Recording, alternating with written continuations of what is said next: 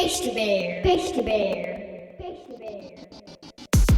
Yo, this is your girl, Jula. You're listening to the Pastry Bear Podcast with Winston Murdoch. Hola, esta es Jula. Estás escuchando el Pastry Bear Podcast con Winston Murdoch.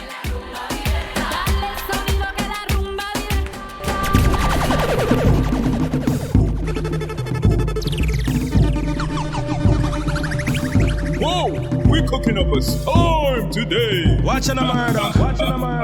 Pastry Bear. Pastry Bear. Bonsoir tout le monde. Hola. Wagwan, my peoples. As you must have already read in the description of the podcast, today's topic is about understanding the development of flavor. Did you know that your flavor profile or your desired taste starts to develop from as early as 1? Well, it's true. On today's episode of the Pastry Bear Podcast, we're going to explore flavor. What is it? How does it impact the way you perceive food? How it assists in the development of your palate based on your region? We will also explain the theory behind eating with your eyes and your nose. What up, y'all? And welcome to another episode of the Pastry Bear Podcast. I'm your host, Winston Murdoch. Ou écoutez le podcast Pastry Bear avec Winston Murdoch. Pastry Bear. Pastry Bear. Ou écoutez le podcast Pastry Bear avec Winston Murdoch.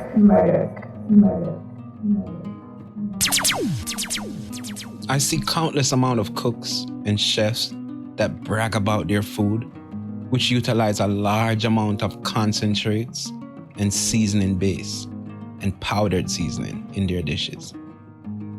Now, I'm not against powdered seasoning, but have you ever wondered to yourself or thought to yourself, what are the main ingredients in these seasonings? Most of the companies that produce these various powdered seasoning from the same fresh spices and herbs, like garlic and onion and celery, and then they add bulking agent to increase its volume.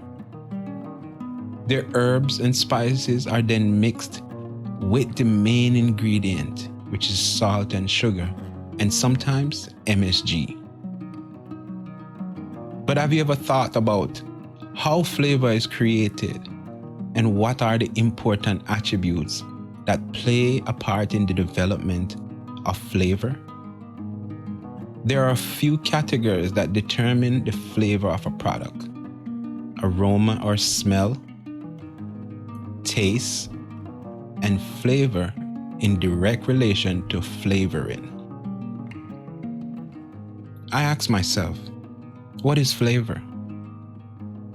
Flavor is the sensation when food comes in contact with your taste buds on the tongue, along with the stimulation of the nasal receptors. There are 5 basic tastes that we experience naturally. But as a Jamaican, Caribbean representative, I want to add a 6th one. I'm going to go through each of this in a minute. But first, I want to explain how the specific flavor of a dish comes about. All 5 taste sensations that are present in the tongue, plus the one that I'm going to add, combined together with the nostril, creates flavor. So a person preparing a dish must be able to not allow any of the tastes to overpower each other, which would make the dish one note. Salt and sugar, for example, are the 2 most important ingredients in any kitchen. Can you imagine cooking food without these 2 ingredients? I bet you can't. And it's not just in cooking, Even in baking, salt and sugar is still very important. As a pastry chef, I use salt to balance the sweetness in my desserts. Salt and sugar also brings out flavor of meat, poultry, seafood, fruits, and vegetables. If you're preparing your favorite entree and you remove the salt, or if you're making a cake and you remove the sugar or the sweetener, that product will now become tasteless. Yo, why you are run the cut in America, the Pastry bear. Pastry bear. Watch an uppity with no pity, the road carver versatile this a represent. Watch an Murdoch. So now I want you to understand that if you want to become a chef, or you want to be a better cook, or if you're just a consumer of food and you want to experience food more, then understanding this concept of flavor development will assist you. And by the time you finish listening to this episode, you're going to understand it more and be able to define it. So let's get into the different tastes that we experience when we consume food. And when I say taste, I want you to understand that the way that we as human beings perceive taste and we tie taste and flavor together. I want to dissect both, and I want to break them down simply for you to understand how they work. As I said, we're going through the list of the tastes, which is closely related to the taste buds, the receptors. So we have sweet, salty, bitter, and sour. And then they recently add one, which is umami. And I'm adding my tastes that represent my culture, spiciness. As a Jamaican, there's no meal that is consumed in my cuisine or the food that I grew up eating that didn't have spiciness to it. And when I say spiciness, I'm not just talking about the heat or burning sensation you get from a pepper, but the distinct flavor that it has. Just imagine biting into a green bell pepper that is flavorful. That flavor that you get, increase it a few notches, and along with adding some more fragrantness. This is the reason why a whole Scotch bonnet pepper is always added to the rice and peas, or the rice and bean as the world would call it. It brings a depth of flavor without the heat. But on the other hand, the heat also plays a very important role in the overall construction of the flavor profile of the Scotch bonnet. And there's no Caribbean home or no Caribbean dish that don't have spiciness to it and the flavor of a pepper. In the world of food outside of the Caribbean, spicy would not show up on your taste list. But I think it's very important and plays a role in most of the Caribbean meals like jerk chicken, pepper pot soup, the stews that we eat, the curries, rice, and so many other dishes.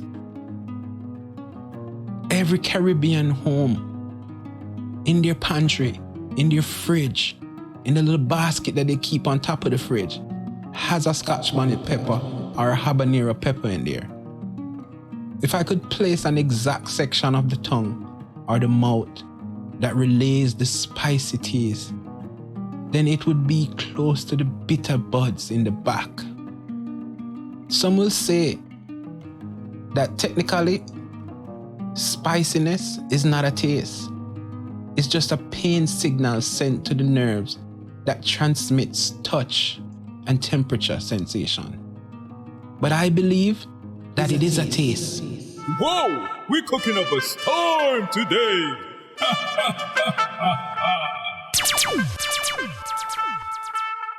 Vous écoutez le podcast Pastry Bear avec Winston Murdoch.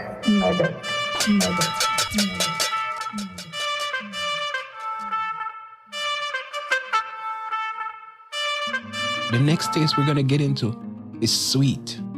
Sweet is the first flavor you taste whenever you consume something with sugar or any other sweetener in it. The sweet sensation is captured in the receptor that is located in the tip of your tongue. You know, the introduction of sweet to the human diet has increased throughout evolution, and the consumption is based on geographic location. What do I mean? People who live in the tropical areas where there's an abundance of sugar fruits, sweet fruits, will have more liking for sweet taste. The Caribbean and all of the tropical areas always have a lot more fruits, a lot more sweeter flavored fruits. And that's why our diet is always centered around sweeter items. While on the other side, people who live in grasslands will have less interest and sensitivity to sweet taste. This is why the Caribbean people, like I just said, they like more sweeter and salty food. And people from Europe tend to like less sweet food and more bitter and sour products. I want to find a way to explain this where you can understand. Let's take the coffee, for example. Europeans, they don't put sugar in their coffee, but people on the western side of the world, like Americans or people of the Caribbean, you would find them putting sugar in their coffee. Just think about that. Sweets and sweeteners are not just limited to sucrose, or what we call table sugar. There are other sweeteners, some natural and others are artificial. By artificial, what I mean is a product that does not exist in the natural world. So for instance, brown sugar or granulated sugar, they're artificial sweeteners because technically they don't exist naturally in the world. It has to be processed. Another type of artificial sweetener is one called aspartame. This is 100 to 200 times sweeter than granulated sugar or table sugar or sucrose, whatever you want to call it.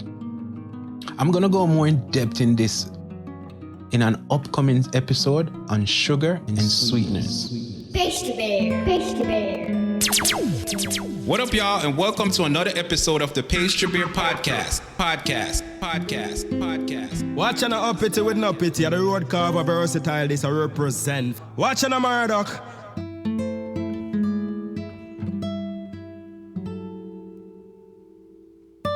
When flavors are mixed, they can mask each other or bring each other out. For example, salt masks the sweetening power of sugar. But a pinch of salt in a sweet dish, especially like in pastries, makes it sweeter. A little sugar added to a savory food like beans and tomatoes or your brown stew chicken enhances the flavor. Which leads me to my next taste, salt or salty. The salt receptors are next in line. They are located on the lower left and right hand corner of the tongue, which is the reason you taste saltiness right after sweet. And this is why they both counterbalance each other and are important to each other when it comes to seasoning your dishes. The contrasting taste will modify the flavor of food. For example, fruits taste sour after sweet dishes. Let's say you're eating a Jamaican apple, an Tahiti apple, right? And you ate something sweet before you ate that apple. Then that apple is gonna taste sour. Another thing is that when you eat fruits, they taste sweet after you're eating cheese or spicy food. Hence the reason why sugar is added to spicy dishes to elevate its flavor. If you're able to balance the tastes to match the flavor profile of your main ingredient, then it will allow you to acquire the next taste, which is umami. Umami is a new introduction to the taste list, and it is very difficult to expose its flavor. Some people don't even know what umami tastes like, but they tend to use it a lot in conversations. Whenever they're consuming some type of meal and it tastes really good, they say they can taste the umami. But I bet you, if you ask these people to go in depth and explain what this umami flavor is, they can't. It is not just a feeling or a sensation. It is actually a taste that I believe can be achieved by the balancing of saltiness, sweet, bitter, and sour flavors that is paired well with the main ingredient. Umami is a very addictive and satisfying taste.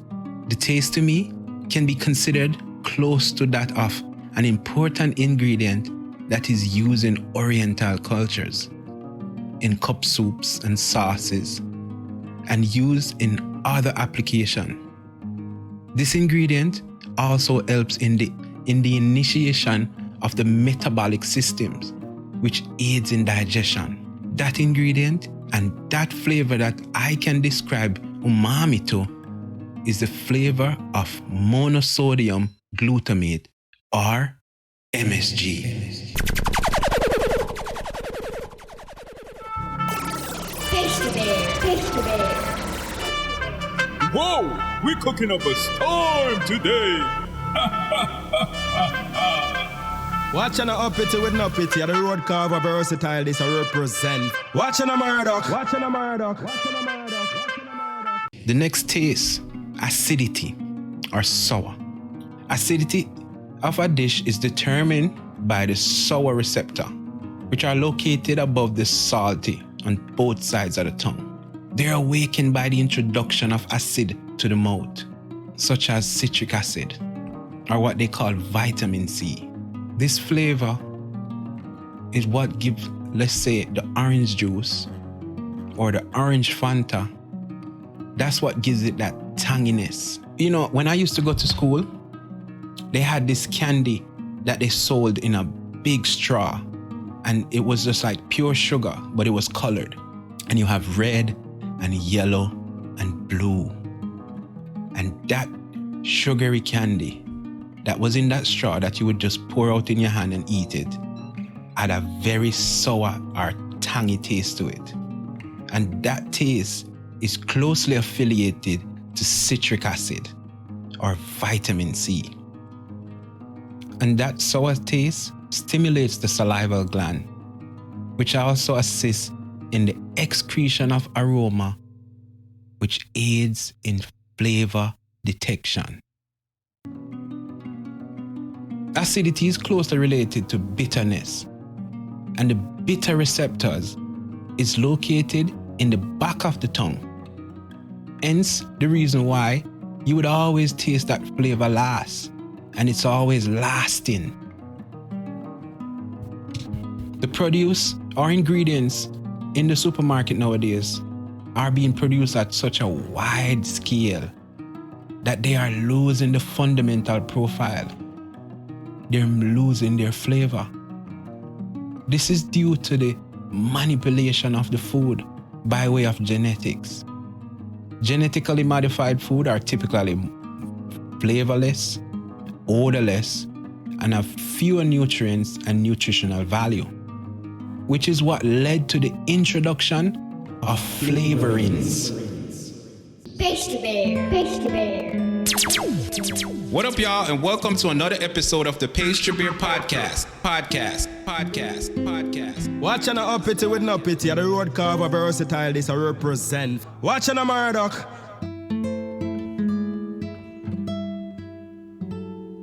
These flavorings were introduced in order to create or improve taste. Flavorings are typically extracts of herbs and spices, such as rose and flowers and thyme and bay leaf, cardamom, ginger, star anise, cinnamon, zest, and vanilla, and so much other stuff.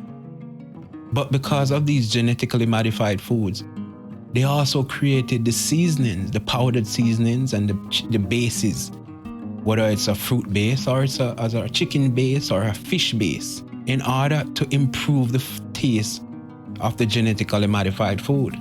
Hence why you see an increase in the addition of powdered seasoning and bases in most restaurants today, along with other techniques such as steam cooking with aromatics and plant macerating spices like jerk, and also smoking special scented wood flavors. This is something I would want to see more in Jamaica, Smoking meats and vegetables. I remember in the older days, back in the countryside of Portland in Jamaica, when they never had any fridges, they used to have to smoke the meat to cure it. A lot of the meat that we used to consume and fishes were smoked If you take a look at the cuisine, the red herring is smoked. All of these things were used, one, to improve the flavor of the meat, but to cure it.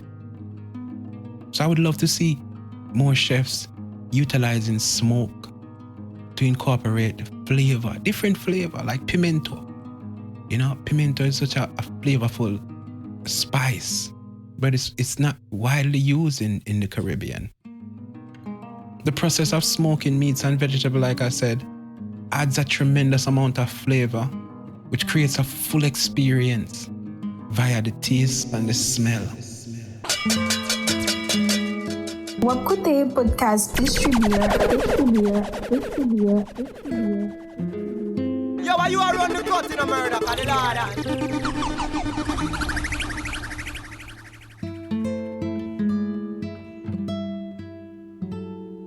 I remember working in a hotel in Miami with an Italian chef whose name is Marco Di Simones. We were really good friends. And one day, he was receiving his order of local ingredients from Italy, such as wild mushrooms and black truffles and white truffles. And he asked me if I wanted to accompany him to receive these things from the purveyor. And I obliged. When we got there, the guy opened the box and Marco went straight in. He grabbed a few of the black truffles, using all his senses to find the best ones. I saw him just scuff around in the boxes and picking different ones and smelling them and squeezing them. And I asked him, how do you determine which truffle is the right truffle? And he handed a truffle to me. I asked him, what you want me to do with this?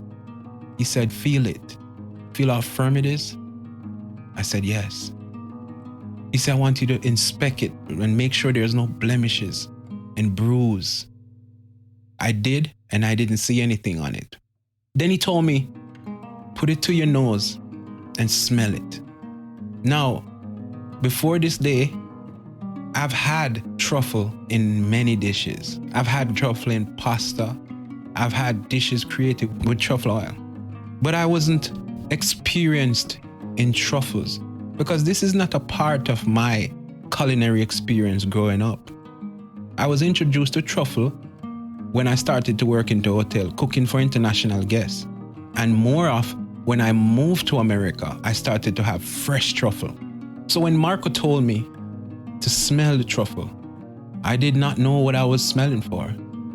But he said to me, no, I want you to close your eyes and smell it and tell me what you smell.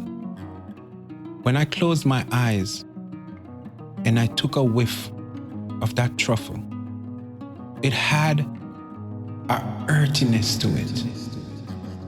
That's what I experienced. As I go deeper into smelling this truffle, it gave me an aroma of chocolate, at 80% bitter chocolate, pure, permeated through my nostrils.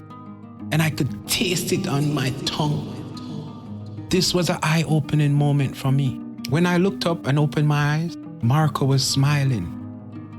This was a great experience to show the importance of aroma and smell when it comes to flavor.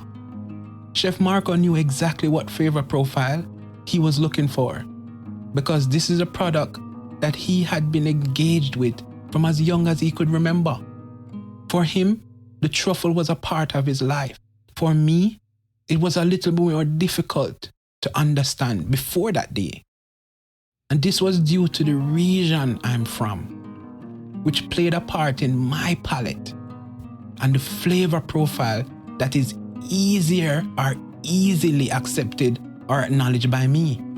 For example, a Jamaican person who is knowledgeable about the flavor of a soursop will be able to identify the ingredient to determine whether this ingredient is ready for consumption. And if a person from outside of the Caribbean gets the same ingredient, they won't be able to identify the fruit's maturity and ripeness, or the flavor of the fruit depending on the ripeness. And this just brings me back to the point that you will constantly hear on this podcast. That it doesn't make sense that as a Jamaican, for example, or any other chef around the world, that you try to master the cuisine of other countries, as you will never be able to be as good as the people who grew up in it. Those dishes and ingredients that they have, they've been eating since birth. Whoa, we're cooking up a storm today. Pastry bear. Pastry bear. Watch an uppity with no pity. The road carver versatile this I represent. Watch an Murdoch.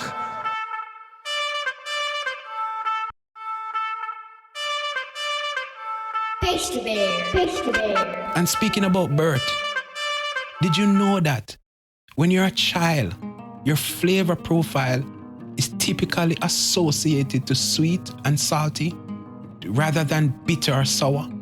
This is why most children don't like fruits and vegetables. This is also why most kids are highly addicted to candy and salty snacks that are sold in our local grocery stores, along with manipulation. But we'll not get into that.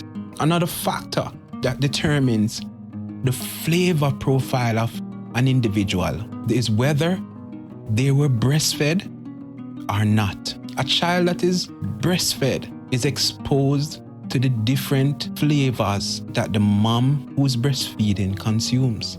If the child at birth is breastfed, then that child would be exposed to the ever-changing flavor based on what the mom's diet is. And that child may become accepting of that food in the mother's culture. But if that child is formula fed, then they won't be exposed to that of the ever-changing flavors of the breast milk, but of the one-note flavor profile of the formula. Can you believe that? So just imagine, if a child is breastfed, he has a better chance to have a better palate. This is why, again, and I don't want to be pointing fingers, but I'm just giving examples based on my observation. Caribbean people, food are so flavorful. This is why African people food are so flavorful. Not saying it's the only reason, but it's a factor. And then there's other regions or countries that has no clue what flavor is. I'm not going to point any finger. You do the maths. So this flavor that's developed via the breast milk or bottle-fed or formula would continue throughout the development of the child. This shows that the development of flavor is something that is created at birth and is important when becoming a chef. See the point again? This is what Curly Locks from In the Meantime podcast calls the objective truth. And if you want to know what that means, go listen to his podcast. Embrace your culture as a chef, and the road to progress professionally will be much easier as your flavor profile for your cuisine was already established and you don't need to learn it. That's a fact. Ou écoutez podcast Pastry Beer avec Winston Murdoch.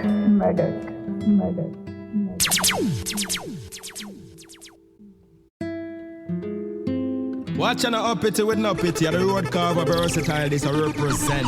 Watch an Murdoch. Watch an Murdoch.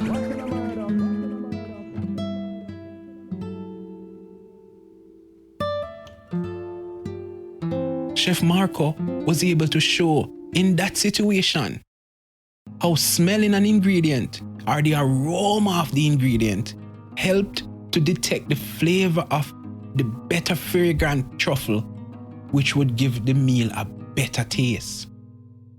And this only leads me to another important aspect in the development of flavor: aroma. An aroma of a product is its distinctive smell, which is produced by a complex mixture of volatile compounds. So what it means, guys, that flavor is detected through aroma, which is received in the nasal cavity in a portion of it that is called the olfactory cell. And its primary function is to trap odor.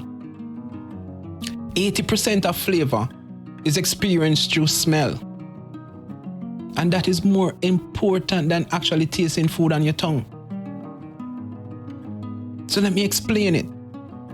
When you taste something on your tongue, you cannot determine, that alone cannot determine the flavor, because most of the flavor of a food comes from the smell. Remember, we spoke about the taste, and we explained to you that the word taste, the definition of taste, is associated to your taste buds. And the taste buds are only able to determine what? Salty taste, sweet taste, sour taste, bitter taste, and the one that I add, spicy taste, and the one that they added, umami taste. That's the only function of the taste buds. And that's the only taste that the body, that the mind understands when it comes to your tongue. So when one smells something, that determines the flavor of the product. That means that the tongue is unable to taste actual flavor of, let's say, a banana, without the nose getting the smell of the banana. You won't be able to acquire its flavor if the aroma of the banana is not present. And this is the reason why sometimes you watch TV or you see some really professional chefs receiving their goods and you see them smelling it. People who are foodies, when they go out to buy produce, they're smelling it first. And that's the same reason why Marco did the same thing. Once you understand the ingredient, then smelling the ingredient will help to allow you to determine the flavor, which is tied to its taste. Some may say, but Winston, if I cover my nose and eat a mango, I still can taste the flavor. And this may be true, but this is due to chewing. Chewing of food or any ingredient generates air pockets filled with flavor or aroma, which is released in the back of the nasal cavity, and that is transmitted to your brain for interpretation.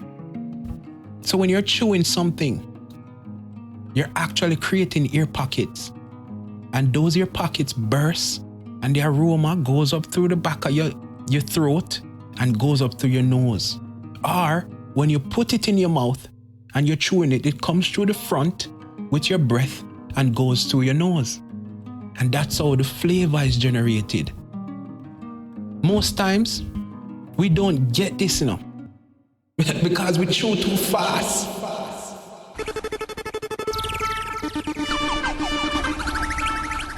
Whoa, we're cooking up a storm today. Yo, why you are run the cut in a murder? Pastry bear, pastry bear.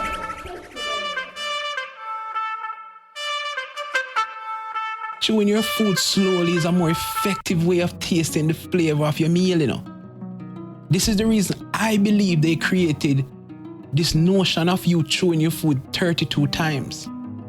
Doing this in theory allows one to slow down the speed of which one chews his food or her food, to extend the amount of time the food stays in the mouth, which allows you to enjoy its flavor. I want you to try that one day. Try slowing down how you chew and tell me if you don't enjoy the flavor of the food more.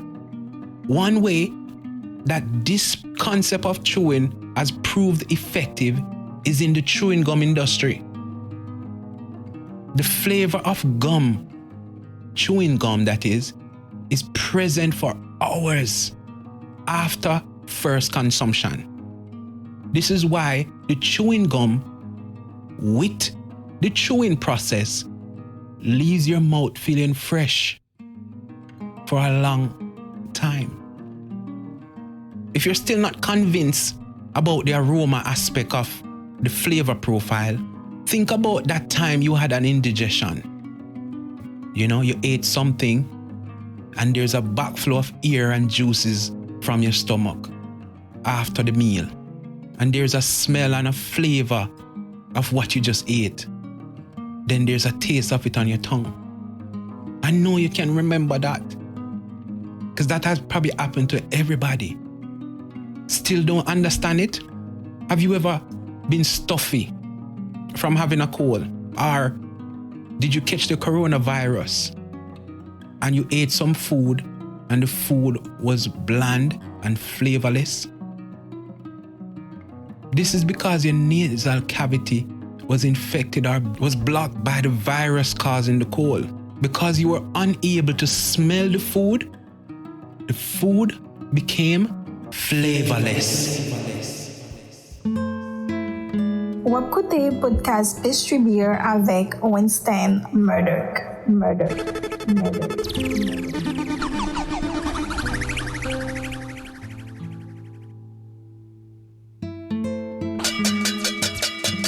Pastry Bear. In the manufacturing industry, they understand and play with flavors to create the need for the utilization of what they call artificial and synthetic flavoring, which is used to cut costs and maintain the product. But it also tricks you, the customer, when you buy that product. If not anything that I said, should prove to you that smell and aroma is the main source of flavor. Let me explain what I'm saying. Artificial flavorings are chemical formulas identical to those of natural flavor. So an artificial orange flavoring tastes just like the orange, while on the other hand, synthetic flavoring have a chemical formula that don't exist in nature. So, if I put a banana in a bowl, right, in its natural state, and next to that bowl, I put another bowl of synthetic flavoring, such as amyl acetate, and then blindfold you, I guarantee you couldn't tell the difference by smell alone. But if you taste them both, you could. Amyl acetate is used in liqueurs, such as like banana liqueur, because it has a banana smell. Another synthetic product that is used to manipulate flavor is valerianates. This product is widely used in preserves because of its fruity smell. So you see, understanding flavor and how it's developed will make your culinary journey more easier. Whether you're a chef or a food lover, you can determine what ingredient will pair well. Most ingredients have a distinct flavor, a distinct flavor profile that is unique to it. And with the understanding of ingredients and the proper utilization of your taste buds and the perceiving characteristics of your nose, this will allow you to dissect the predominant flavor profile of a product, allowing you, the chef, to pair this produce with others to elevate the taste which is associated to flavor. Also, this will help the chef to use more local produce that are already packed with flavor and taste, which will limit the use of powder seasoning and base. Food that is cultivated on a small farm located in your area helps to remove genetically modified food, which are typically odorless, tasteless, which eventually make them flavorless. Watching a Murdoch. Whoa, we're cooking up a storm today. What up, y'all, and welcome to another episode of the Pastry Bear Podcast.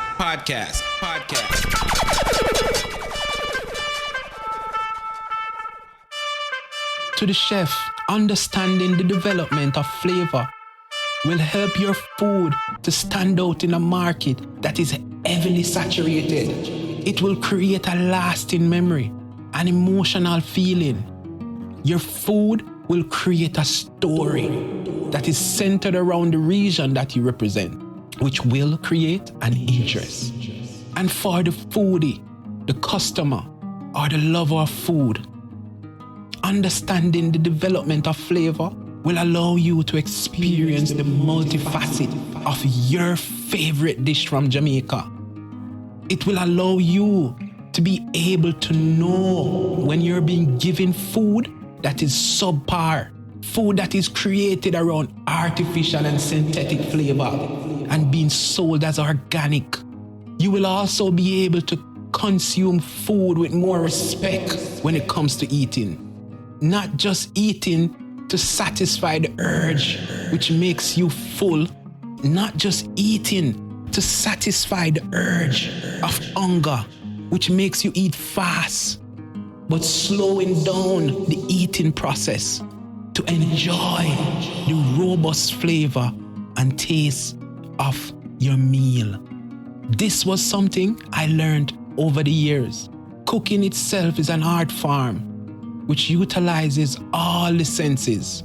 Your hearing, my ears has developed in the kitchen, and I am able to determine, let's say, if I'm cooking something, I can determine when the liquid has evaporated from the pot. Your sense of seeing will help you to determine what the product is and predict how it will taste.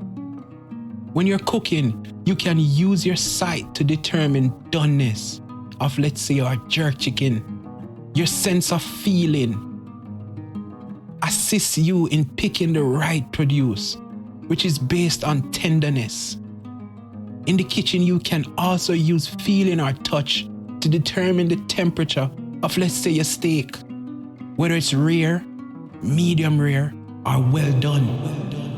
Your sense of taste, salty, sweet, sour, bitter, spicy, umami, are notes that are captured by your tongue and helps to determine which notes needs to be increased or decreased to capture the essence of the main ingredient to create that umami-ness. The sense of smell is the essential character that determines the ultimate flavor of food, which has played its part in the overall experience you get when having a meal from your favorite restaurant.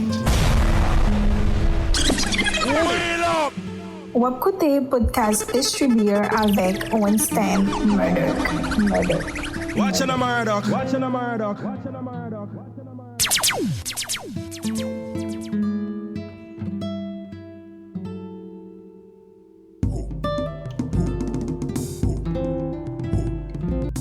Thank you for listening to another episode of the Pastry Bear Podcast. And please remember to like, to subscribe, and to share this content. Join me for another episode to educate the world about the Caribbean and Caribbean food. Follow me on Instagram at Chef W Murdoch, ChefWMurdock,